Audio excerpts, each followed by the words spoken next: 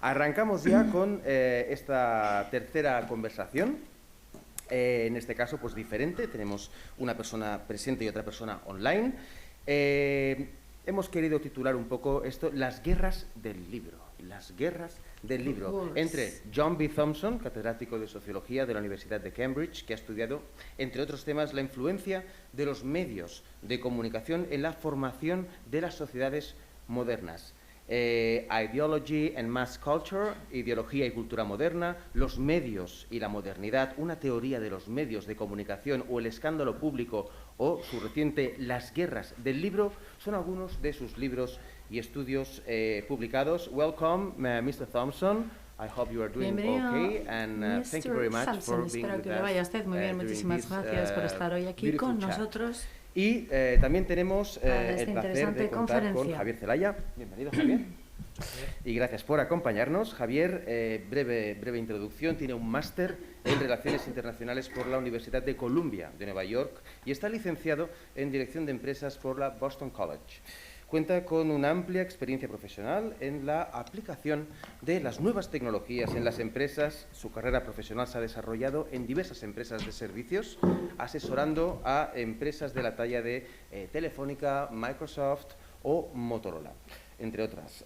Socio fundador de 212.com, que es un portal especializado en detectar y analizar tendencias relacionadas con el mundo de la comunicación y las nuevas tecnologías.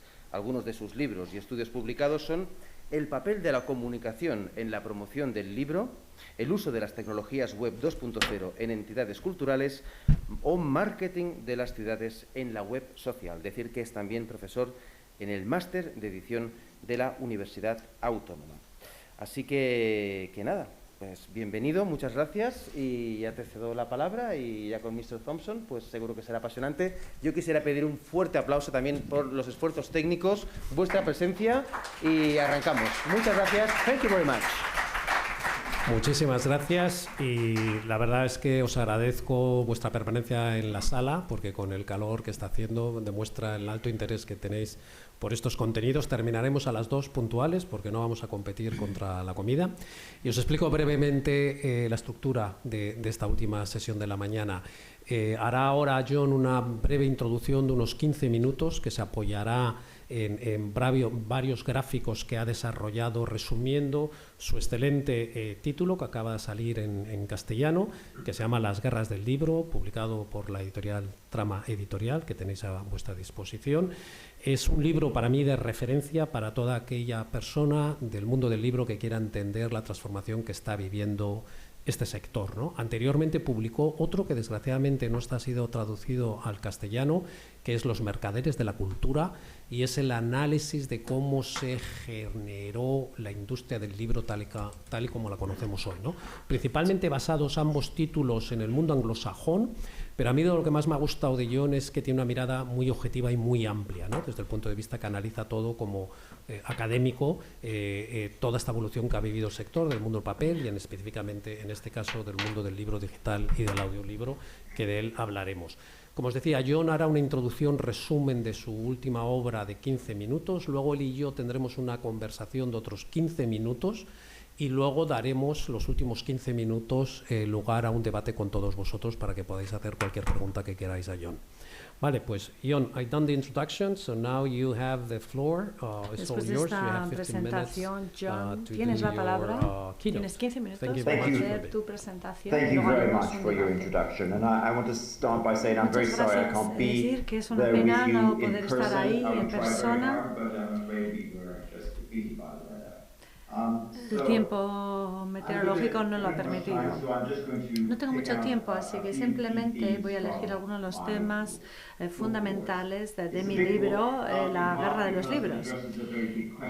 Es interesante, trata un tema muy importante que es el tema de cuál es el impacto de la revolución digital en la industria editorial. Y es complejo porque la respuesta no es sencilla. Cuando uno se sumerge en este tema, rápidamente se da cuenta de lo que mucha gente pensaba que era la respuesta para este tema. Resulta que no es para nada la respuesta. Y antes de que profundice más, he de decir, voy a explicar de qué voy a hablar. No voy a hablar de la edición de libros en general. Voy a hablar de un sector muy concreto que es el mundo editorial angloamericano. Y no voy a hablar de la edición en otros idiomas como en español. Lo siento, pero realmente no sé para nada cómo funciona el mundo editorial en español. Así que para ello tienen ustedes que fiarse del experto aquí, que es Javier, en este tema. Así que voy a empezar diciendo rápidamente lo que la gente pensaba que iba a ser la repercusión de la revolución digital en el mundo editorial. Si vamos a los años 2000, vemos que en esta industria en Nueva York y en el mundo angloamericano, en Manhattan y Londres, muchos de los editoriales miraron un poco así por encima del hombro lo que estaba ocurriendo ya en la industria de la música y decían, le ocurría lo mismo a la industria del libro. ¿Por qué no? Al fin y al cabo se pueden digitalizar los libros tan fácil como la música. Y el formato de libro en papel va a ser dejado al margen tan rápido como ocurrió con los LPs. Y sin embargo, sabemos qué es lo que ha ocurrido con la industria musical. Entró la digitalización. En la industria se hundieron los ingresos y esto lo muestra esa transparencia. Bueno, la siguiente sí la pone porque esa no la muestra. Muestra que cayeron los ingresos del año 2000 al 2010, los ingresos por la música grabada a más de la mitad. Fue una caída realmente muy pronunciada. La historia de lo que ocurrió en la historia de la música un poco era lo que era el azote de la industria editorial. Es como si fuera un inspector de Hacienda detrás de ellos, porque mucha gente pensaba qué va a ocurrir, tenían miedo, pensaban que quizás la historia de la industria musical iba a ser también su destino fatal. Parecía que la música iba a ser lo que ha ocurrido en la música iba a ser el futuro también de lo que va a ocurrir a la industria editorial. Y cuando salió el Kindle de Amazon en el año 2007, en noviembre, ahí un poco parecía que veíamos que fueron despegando de pronto la venta de libros electrónicos. Empezó muy poquito en el año 2008 y luego crecieron rápidamente en el 2009, 2010, 2011, 2012. Ahí ya veis que había mucha gente que ya empezaba a decir si en unos años los libros electrónicos iban a representar el 50 o el 75% de los ingresos de las editoriales. Quizás iban a eclipsar totalmente a los libros en papel. Ese era el comentario y el miedo que había en la industria en ese momento. Y de pronto, algo igualmente sorprendente ocurrió que nadie había anticipado. Las ventas de los libros electrónicos de repente pararon, dejaron de crecer.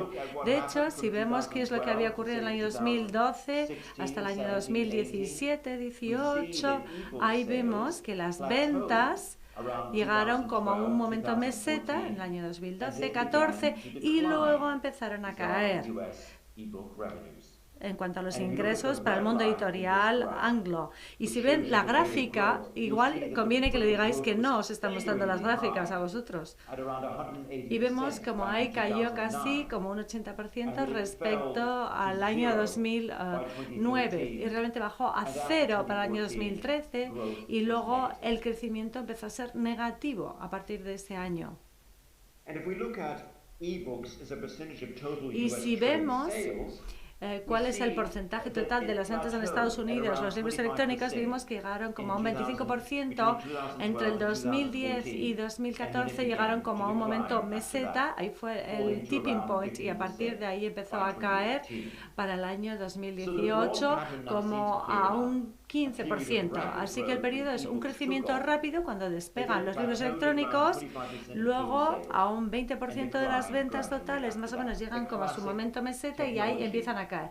Un típico patrón de los temas nuevos tecnológicos.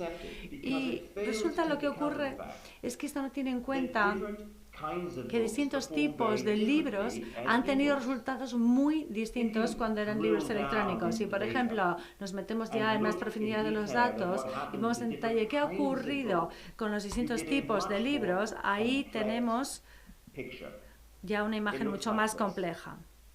Es así. Quizás convendría que os lo enseñe. Algunos libros se vendían muy bien. Aquí tenemos esa gráfica en rojo, en naranja. La gente no lo ve. Dile que vaya pasando.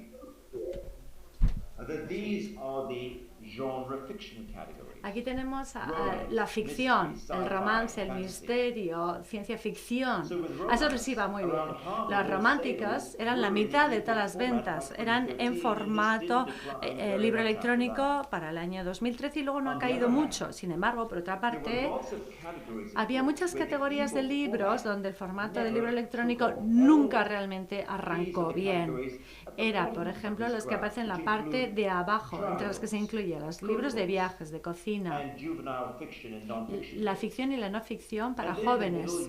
Luego en el medio tenemos varias categorías de no ficción, como por ejemplo historia, biografía.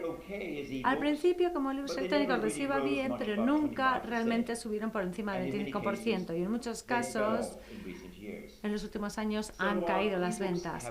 Entonces, cuando habían llegado ya a su momento meseta, habían llegado a un tope, los libros electrónicos, hay que decir que no todos los libros electrónicos, aunque ya han alcanzado con su momento máximo de ventas, no todos los libros electrónicos han alcanzado las mismas ventas. Así que es muy difícil en este mundo tan complejo, es muy difícil de hacer predicciones. Mucha gente que pensó que la principal repercusión de la revolución digital iba a ser un incremento imparable del libro electrónico, simplemente esa gente se equivocaba. No ocurrió así. Lo que ha resultado es que los libros electrónicos han sido muy importantes, pero sin embargo no han cambiado totalmente las reglas del juego como se creía, por lo menos no en el mundo angloamericano. Solamente forman parte de una historia mucho más compleja. Entonces, ¿en qué consiste esta historia mucho más compleja? ¿Cuáles son los otros cambios importantes? Los voy a mencionar rápidamente, voy a mencionar 5 cambios importantes, algunos son más importantes que otros.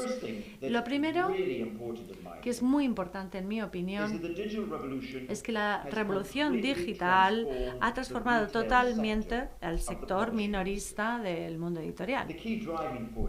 Aquí el motor ha sido, por supuesto, Amazon. Es muy difícil no hablar de la importancia que ha tenido. Amazon es la organización más poderosa que jamás ha conocido el mundo editorial en sus 500 años de historia, que son muchos. Y ya sé que esto es mucho decir, pero yo lo apoyo y lo sostengo. Y Amazon es totalmente un producto de la revolución digital, es un hijo de la revolución digital y no existiría sin esa revolución digital. Amazon ahora representa el 75% por lo menos de los libros electrónicos, del mercado de libros electrónicos en el mundo anglo, y también una gran parte de las ventas de libros en papel. Más de la mitad de las ventas se hacen a través de algún canal, un único canal minorista, que es Amazon en este momento. Y eso le da un gran poder en el mercado a Amazon cuando tiene que negociar pues, términos de negociación y de venta con los proveedores, es decir, con los editores, porque Amazon es más importante para cualquier editor de lo que es editor, es para Amazon. Así que está claro que las cartas están muy marcadas a favor de Amazon.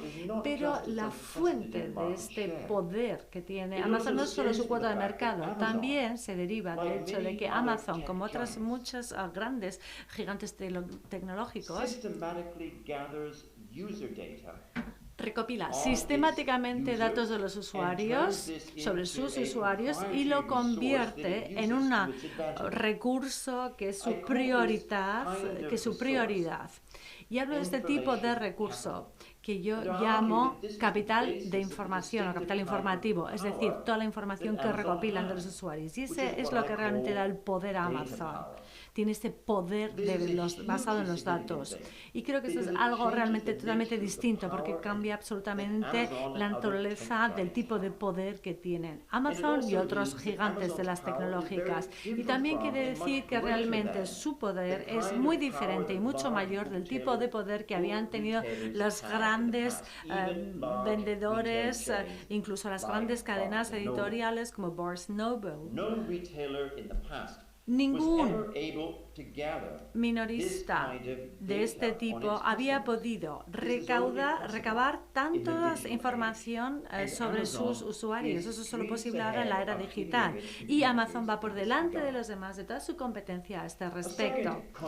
Y otra consecuencia importante de esta revolución digital es que también ha hecho que se eliminen los límites del mundo editorial. Ahora hay muchas nuevas actividades que ahora tienen vida propia. Lo más importante, por supuesto, es, cómo ha crecido la autoedición. Yo no sé cuál es la importancia hoy en día en España de esto, pero es enorme en el mundo de habla inglesa. Y una vez más, aquí el gran actor es Amazon, con su directiva de Kindle, son la plataforma, Kindle Direct, que es su plataforma de autoedición, que es la más potente por delante de todos los demás. Y muchos de los libros autopublicados se venden pues muy poco, miles desaparecen sin dejar rastro. Pero eso no es verdad en todos los libros autopublicados. Hay muchos superventas también. Y tengo aquí datos para mostrar que es así. Otra de las cosas que realmente es muy importante sobre este incremento de la autoedición es que altera las estructuras de poder del mundo editorial tradicionales. Antes los agentes, los editores, eran un poco como si fueran los porteros del mundo editorial. Decidían quién entra, quién no entra. Era como los porteros de una discoteca, pero del mundo editorial. Decían quién entra, quién no entra. Y si un agente editorial o un editor no dejaba entrar a un escritor, pues no tenía muchas alternativas. Sin embargo, ahora con la autopublicación, la autoedición, pueden realmente pueden puentear a estos que eran como los guardametas habituales. Ahora hay nuevas vías para alcanzar la edición y esto se ha abierto gracias a la revolución digital.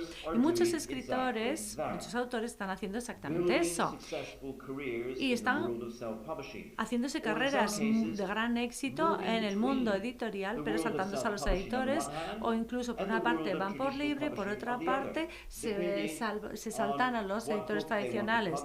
Depende qué quieran editar y que quieran conseguir, optan por una vía u otra. Este nuevo entorno editorial es un espacio mucho más fluido, donde los escritores ahora tienen oportunidades que simplemente antes no existían. Y una tercera consecuencia de la revolución digital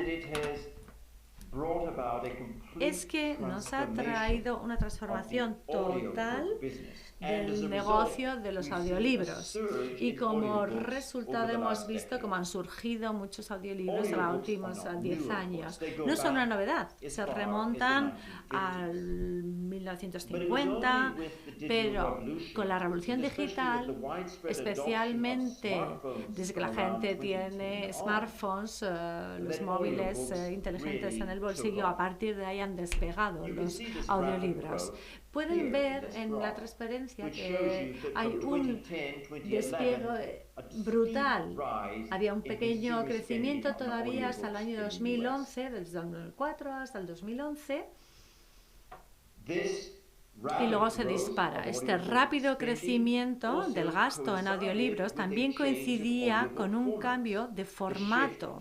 Se había pasado de CDs a descargas digitales. Lo pueden ver en la gráfica, donde los CDs son la línea en azul y las descargas digitales son la línea en rojo. Y parece que hay como un cruce entre ambos en el año 2011. O sea que realmente ese despegue de la descarga de los audiolibros precisamente es cuando se declinan las ventas, caen las ventas de los CDs. Y evidentemente ahí está Audible, que también es de Amazon. Cuando ha entrado a esta plataforma ha sido el gran nuevo actor, así que también domina este ámbito Amazon. En un momento donde los ingresos generales en el ámbito editorial de Estados Unidos era bastante estático y los de los libros electrónicos estaba decayendo para muchos editores, sin embargo los audiolibros empezó a subir realmente, y es donde realmente había para los editores americanos había un auténtico crecimiento. Y ahí vemos cómo cambian según el formato los ingresos que tienen los editores. Vemos como el crecimiento del audio que se descarga realmente es la clave para el crecimiento para los editores en el mundo angloamericano. ¿Qué ocurrió? Ocurrió que la subida de los audiolibros fue también el declive de los libros electrónicos. O sea que el porcentaje que antes estaba el porcentaje de ganancias que tenían los editores con productos digitales es de un 20-25% y se ha mantenido estable, pero porque si bien han caído los libros electrónicos, han subido, se han disparado los audiolibros. Y una cosa también que es importante, quizás también en España, más aquí que en el mundo angloamericano, ha sido el incremento de los programas de suscripción. Evidentemente esto es muy importante en la música y en cosas como Netflix, en Spotify, y bueno, en el mundo anglo también funcionan muy bien. Pero sobre el año 2020 varias startups se crearon para intentar reproducir este modelo de programas de suscripción en el ámbito de los libros electrónicos. Ya tenemos a Script en San Francisco y Oyster en Nueva York. Como muchos de los editores no querían entrar a este juego, pues Script y Oyster tuvieron que desarrollar su propio modelo. Ahí había como un umbral que yo le llamaba del pago por uso, el pay-per-use, que es muy difícil a lo que se utilizaba en Netflix o en Spotify. Eran modelos que ejercían mucha presión en los servicios de suscripción. Oyster enseguida quebró. Script sobrevivió y ha crecido, ya tiene más de 1 millón de suscriptores. Pero sigue siendo un pequeño nicho en el mundo del ecosistema angloamericano editorial. Amazon desarrolló su propio servicio de suscripción que se llama Kindle Unlimited, Kindle ilimitado. Pero sobre todo lo que hacen es dirigirte hacia los libros que se autopublican en Kindle Direct. Por distintos motivos, este tipo de programas de los libros electrónicos no han despegado mucho en nuestro mundo. Los grandes editores no han querido participar por lo menos los presentan como sus mejores libros. Y hay mucha gente que tiene mucho recelo de Amazon, porque dice, ahora mete solamente su contenido, sobre todo porque Amazon utiliza un modelo de royalties, de derechos de autor. Y entonces los editores no tienen ningún control al respecto. Yo ya sé que son más importantes en España y en otros países este tipo de sistemas de suscripción, de pagar como por una membresía. Pero yo creo que eso no va a ser así en el mundo anglo ni vaya a cambiar en breve. Y ya para terminar, lo último que quiero mencionar breve es quizás lo más importante de todo. La revolución digital ha transformado y está transformando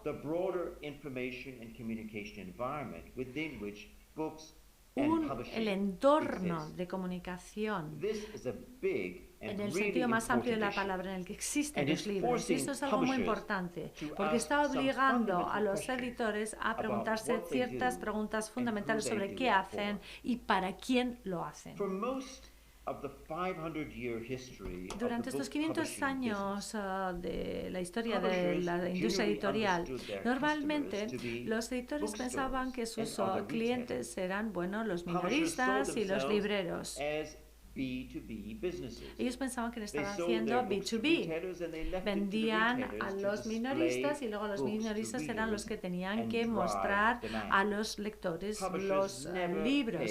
Nunca las editoriales les dedicaron mucho atención a su cliente final, que son los lectores. Pero Amazon ha obligado a los editores, a las editoriales, a pensar de una manera distinta sobre esta cuestión, que es fundamental. Entonces, las editoriales empezaron a ver que tenían que convertirse, dejar de estar tan centrados en los minoristas, o sea, en los que les vendían los libros y en los libreros, y centrarse más en los lectores, que son el cliente final. O sea, tenían que estar más orientados al lector. Y cuando se produjo esa revolución digital y tuvieron que cambiar ellos su focus, su punto de atención, también eso les ofreció las herramientas para hacerlo a gran escala. Las editoriales empezaron a hacerse sus propias bases de datos de lectores, a ponerse en contacto con ellos, tener una relación directa. Y esta relación directa con los lectores para los editoriales angloamericanas ha sido el nuevo santo grial. Y han sido realmente una manera de hacer marketing directo muy importante. Pero había algo más fundamental detrás de ello, que es replantearse cuál es el papel que podrían desempeñar las editoriales para participar más en un diálogo cultural que ahora se está cada vez más produciendo en el entorno digital. En mi opinión, este es el gran reto de la revolución digital para los editoriales en este momento. ¿Cómo haces que tus negocios se orienten más al lector?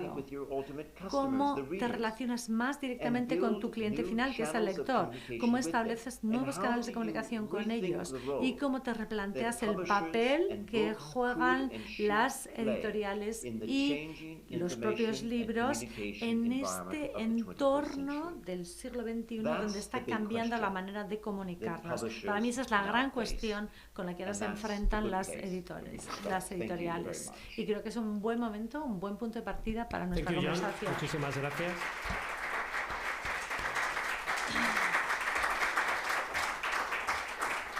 Thank you, Jan, for your insights. We will share your screens with the attendees. Vamos a compartir luego las pantallas con el público. Now that is available in Spanish through Trama Editorial. I'm going to have a couple of questions, and then, as I said in the structure, we will give the floor to the attendees in order to make sure that we finish at 12 o'clock. It's right before lunchtime, and we don't want to have the audience against us for not having lunch at the right time. But my first question is related to está relacionada con el título del libro, las guerras del libro. A mí esto, no sé, un poco me indica cuál es la actitud del mundo editorial. Ven lo digital como una amenaza. Y mi pregunta realmente acaba con tu línea final, con tu reto final. ¿Cómo transformar la industria cuando tenemos esta actitud negativa de lo digital? Y tú ves que realmente lo digital es una guerra. Yo no he visto ninguna otra actividad en la que esto le ocurra eso. Otros ven realmente lo digital como una manera de crecer, de ganar más. ¿Por qué has elegido este título para empezar a hablar? Las guerras del libro.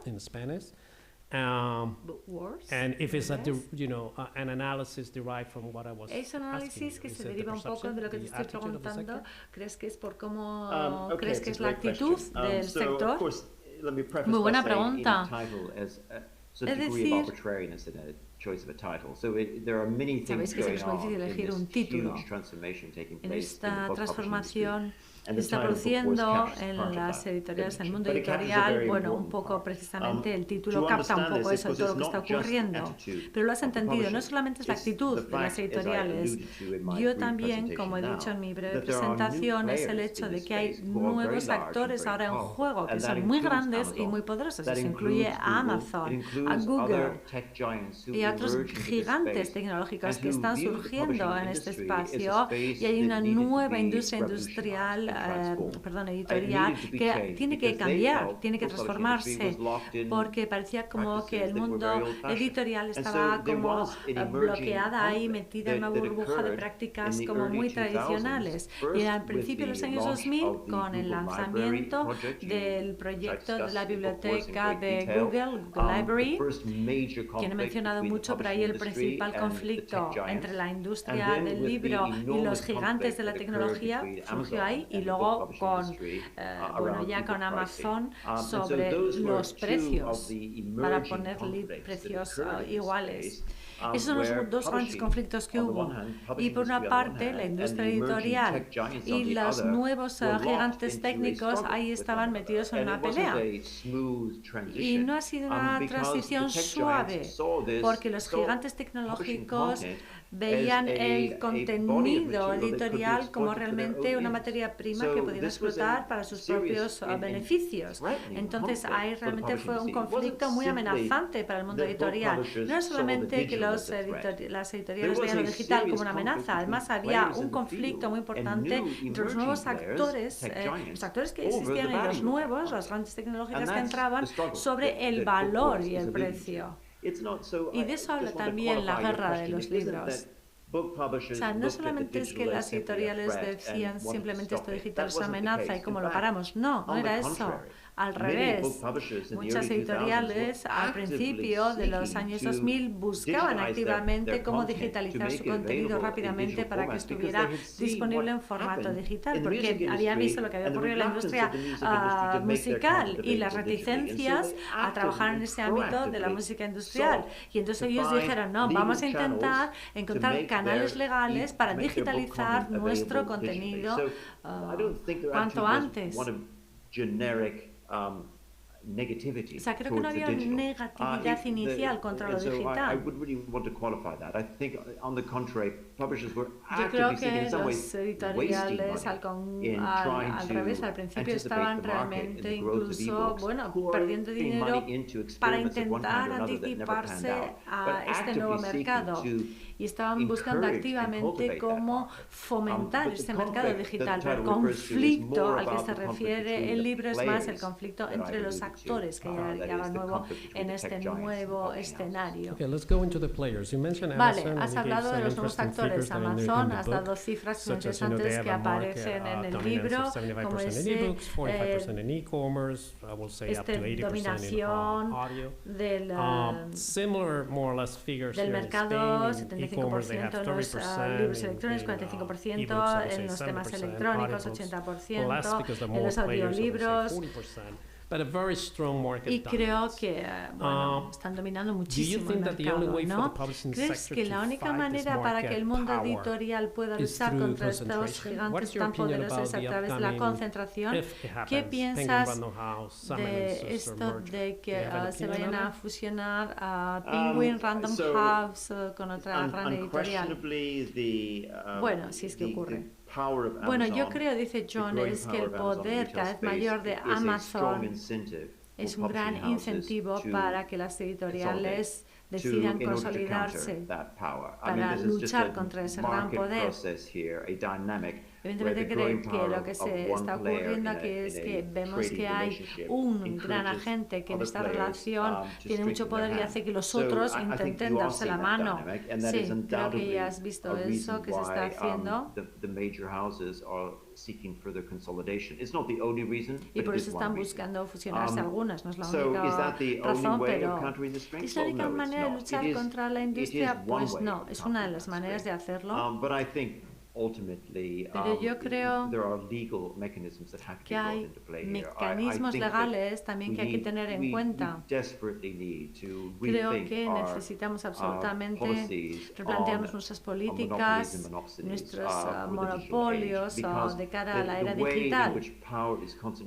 Porque tal y como las plataformas digitales están concentrando el poder, está realmente alterando estos procesos. Y estos procesos realmente creo que hay que escalarlos ahora a la hora de reflexionar sobre ellos, pensando cuáles son los legalismos jurídicos que hay que desplegar para mantener realmente un poco de igualdad en el mercado, porque si no este proceso va a seguir creciendo y el poder de Amazon va a incluso ser mayor. Así que yo creo que realmente hay que enfrentar este tema de manera jurídica, no solamente dejando solo las fuerzas del mercado. Totalmente de acuerdo, dice Javier, pero creo que la mayor parte del público que te están escuchando son escritores. ¿Tú crees que esta concentración, si se produce, va a generar un monopolio de manera que los escritores van a tener menos lugar para vender sus manuscritos? Porque va a haber un mismo monopolio, ¿no?, de pocos actores en vez de una multiplicidad de actores, ¿no? Sí, mi respuesta breve es sí, es un riesgo. My general view is that theoretical and political view is that generalmente, a nivel teórico y político, pienso que tendríamos que intentar alimentar la diversidad en el mercado, no la concentración. Así que estos procesos de mayor concentración entre los minoristas, por una parte, y entre los editores, por otra parte, creo que están avanzando la relación errónea. Creo que es mejor para los escritores que haya una diversidad de editores y también para los editores que haya más minoristas. Cuanta más concentración haya, más va a ser una dirección que realmente va en contra de los escritores, en mi opinión. Así que yo diría que tenemos que fomentar que cambie el mercado y tenemos que limitar por una parte el nivel de concentración tanto de los minoristas como de los editores. Yo estaría a favor de medidas jurídicas, medidas legales para evitar monopolios, una legislación sobre monopolio que vaya dirigida a mantener la diversidad en el mercado. Mi última pregunta, antes de pasar la palabra al público, ya te lo he dicho en privado, pero he leído tu libro y me ha parecido fantástico la información que has reunido, cómo has entendido la evolución del tema digital en el mercado anglosajón, pero creo que mucho de esto también arroja mucho luz para el mercado español y latinoamericano. Basado en mi experiencia, yo veo que el sector editorial estaba reticente, eran reticentes al formato electrónico, aunque leer en una pantalla no era leer, que no te concentrabas. Sin embargo, con el formato audio parece que lo acogen de otra manera. Yo no veo como que haya habido como tanto, tantas oposiciones a ello. Es un formato digital también, al fin y al cabo. Es tan horrible un libro electrónico como un audiolibro. Pero la acogida ha sido distinta. ¿Tú qué opinas? Sí, dice John, es muy interesante lo que comentas. Yo no tengo una buena respuesta, realmente no lo he visto así o no lo he pensado mucho. Creo que esto exige varias capas de explicación. Un elemento es que si uno se remonta a principios de los años 2000, como ya mencioné en mi presentación, había mucho miedo en el mundo editorial en cuanto a la repercusión de la revolución digital en el mundo editorial. Había miedo, realmente mucho miedo. Y es porque quizás no se entendía bien cuál iba a ser su repercusión. Estaban realmente como cautivados con lo que había ocurrido en la industria musical y mucha gente tenía miedo que la revolución digital realmente se iba a comer también en la industria editorial como hizo con la musical o con la de los periódicos. Así que había realmente mucha ansiedad al respecto, mucho miedo. Pero no fue así. Os he un poco contado qué ha ocurrido. En el año 2015, 16, muchos de los editores se dieron cuenta que realmente no había ocurrido como ellos se temían y que la industria era más estable de lo que pensaban y que de hecho los audiolibros podrían ser una vía adicional de ingresos y que quizás no se tenían que preocupar tanto por ellos. Quizás como los libros electrónicos no habían alterado tanto el mercado, pues quizás eso les hizo acoger mejor los audiolibros. Y por otra parte, los audiolibros creo que es un formato totalmente distinto, porque realmente hablas de palabra hablada y no compite directamente con el libro en papel, tanto como los libros electrónicos.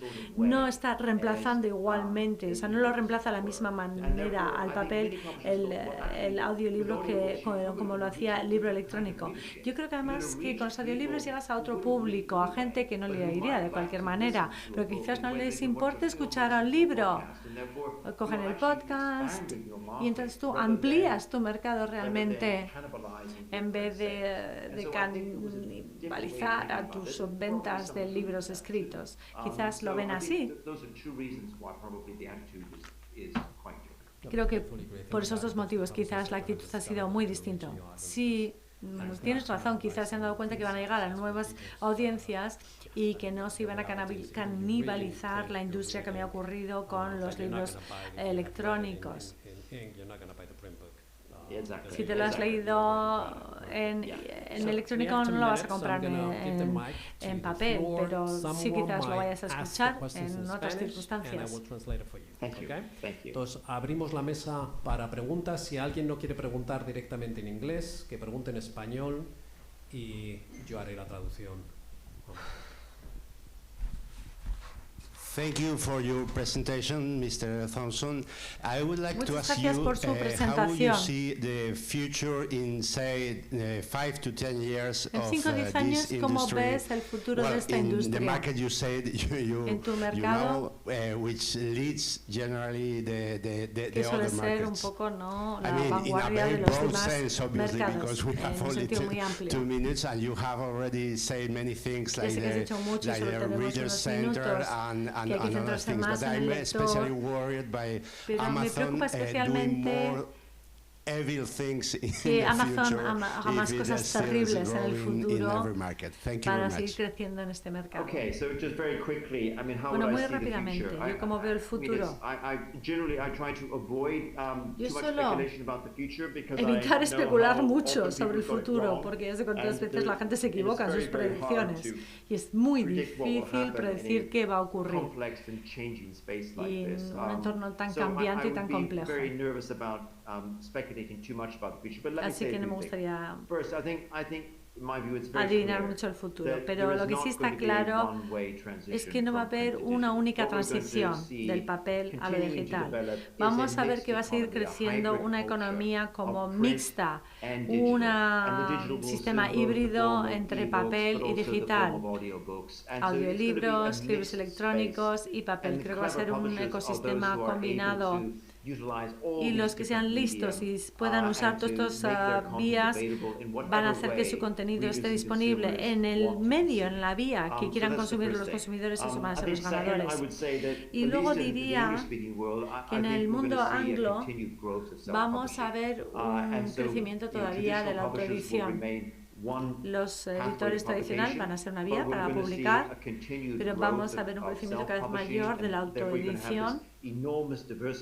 Así que una gran diversidad en el mercado donde la gente va a hacer que, bueno, pues su contenido pueda llegar al público a través de muchos, los escritores los van a hacer llegar a través de muchos canales. Creo que el audio va a seguir creciendo, no sabemos cuándo va a llegar a su momento ya como meseta, pero creo que va a haber un gran crecimiento en el mundo audio todavía durante un tiempo. Creo que va muy bien en este sector, esta parte.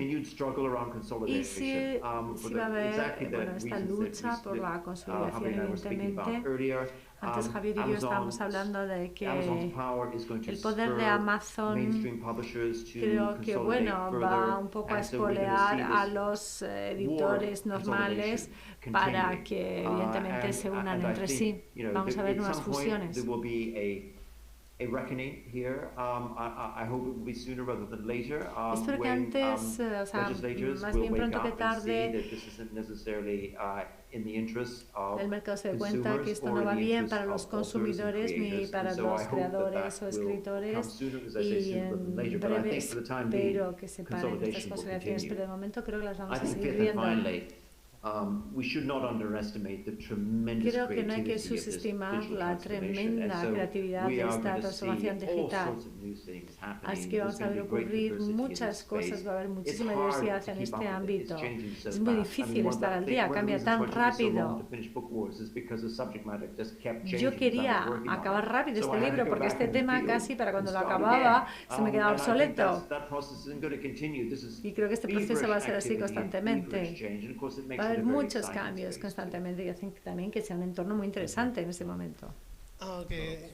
Thank you first of Muchas all, gracias, Mr. Thompson, for your speech. Señor Thompson, por su presentación. We all seem to rely on Amazon for the trends, for the path to follow. Todos vemos que Amazon es quien marca las tendencias, la vía a seguir. They make evil things from Hacen time también to time. cosas diabólicas de vez en For cuando. audiobooks look like the future. Los libros electrónicos parecían que era el futuro de la edición. Quite a confusing move.